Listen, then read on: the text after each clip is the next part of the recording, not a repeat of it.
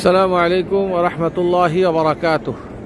এই মসজিদ হলো মদিনা মুনাওয়ারায়। এখানে এই মসজিদের নামটি লেখা আছে মসজিদু সাইয়্যিদিনা ওমর ইবনুল খাত্তাব রাদিয়াল্লাহু তাআলা আনহু, অর্থাৎ ওমর ইবনে খাত্তাব রাদিয়াল্লাহু তাআলা আনহু মসজিদ। এটা হলো ওমর রাদিয়াল্লাহু তাআলা আনহুর বাড়ি ছিল।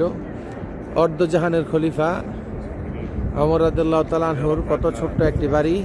এই যে বাড়ির শুরুটা হলো এই জায়গায়, আর বাড়ির শেষটা হলো এই জায়গায়। তার রাজপ্রাসাদ ছিল এটা।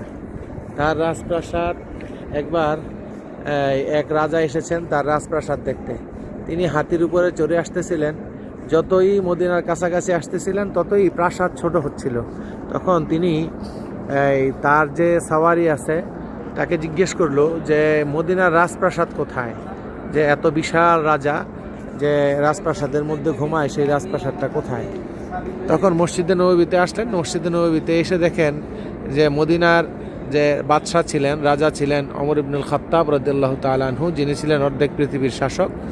তিনি মসজিদে নববীতে মেঝেতে শুয়ে আছেন চাটাইয়ের উপরে, আর মাথার নিচে একটি ইট দিয়ে। এই দৃশ্য দেখে তার আর বুঝতে বাকি রইল না যে মুসলিম জাতি কি জন্য এত অল্প সময়ের মধ্যে পুরা পৃথিবীকে শাসন করেছে। যাদের কাছে আরাম আয়েশ প্রাচুর্য একেবারে তুচ্ছ, তাদের কাছে দুনিয়ার সমস্ত মোহই তুচ্ছ।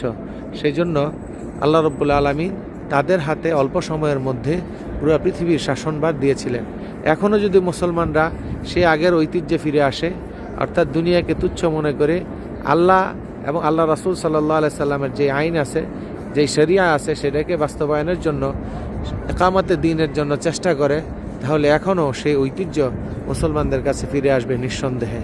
আল্লাহ রাব্বুল আলামিন আমাদেরকে সেই বুঝ দান করুক, আমিন। আসসালামু আলাইকুম ওয়া রাহমাতুল্লাহ।